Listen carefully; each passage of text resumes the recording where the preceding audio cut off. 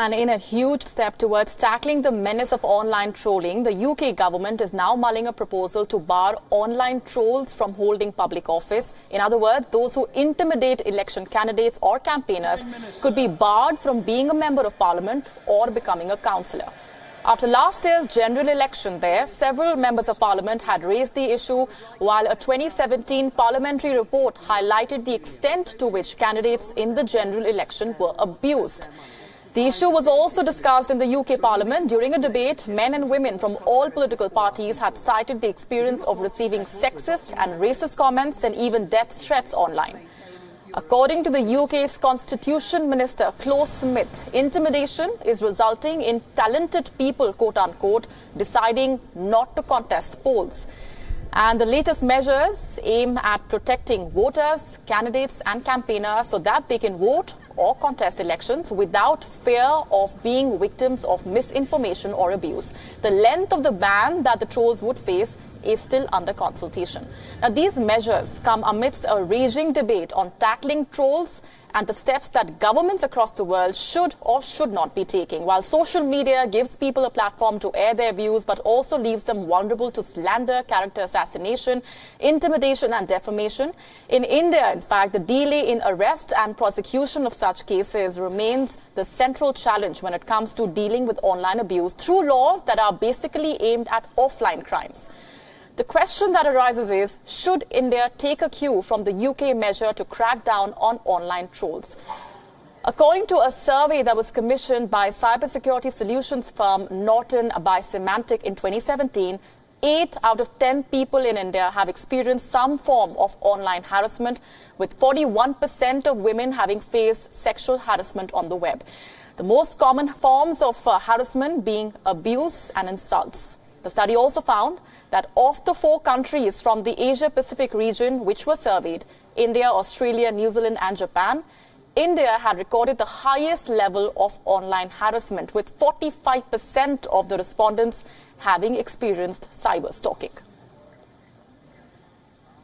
And while checking illegal immigrants at the border is common, rooting out of illegal immigrants from the country is not unprecedented either. In the United States, illegal immigrants are either arrested by the country's Immigration and Customs Enforcement Department or by other agencies on its behalf.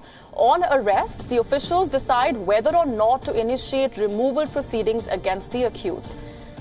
After the initiation of the removal proceeding, an accused has the option of signing a bond that ranges anywhere between $1,500 to $25,000. The bond allows the accused to return to their native country while the proceedings continue.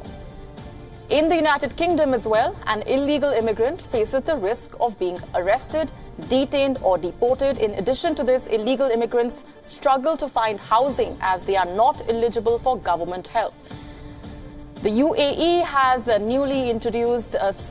just introduced a scheme called Protect Yourself via Rectifying Your Status. The scheme was launched in August this year, last year and is valid till October. Under this scheme, visa violators have the option of correcting their legal status by paying a minor fee or voluntarily exiting the country without legal consequences or fines. Previously, illegal immigrants were fined, jailed or deported.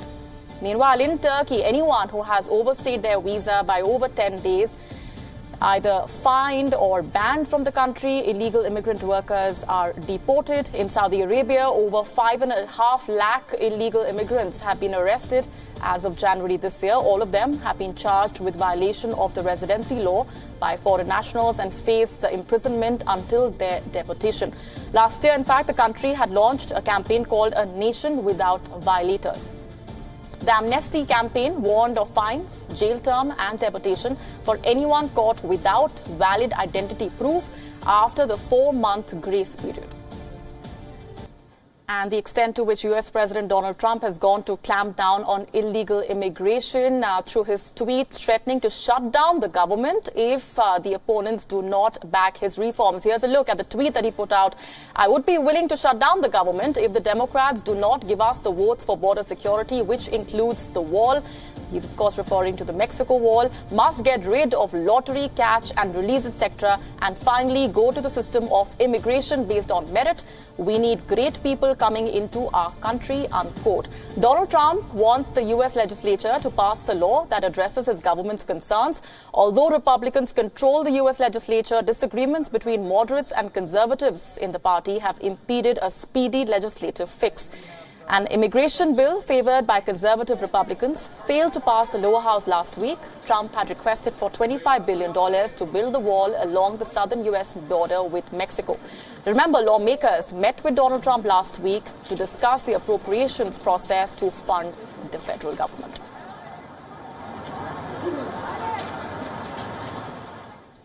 Meanwhile, more than 30 illegal migrants pursued by a police boat landed on a Spanish beach and fled into the surrounding areas. Video footage has surfaced showing the episode unfold. The migrants, mostly young men, jumped onto the beach as swimsuit-clad tourists looked on. The migrants landed on a beach near Cadiz after crossing the Strait of Gibraltar, which is a narrow body of water separating Morocco from mainland Europe. It has now become a key route for migrants.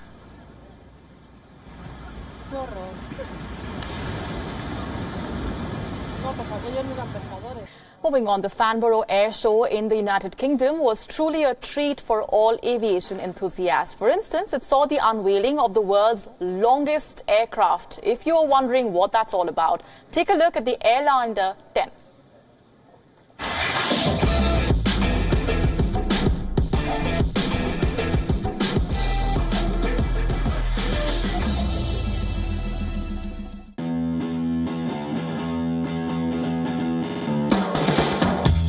Shaped with a bulbous front end, this giant airship has been nicknamed as Flying Bum for obvious reasons.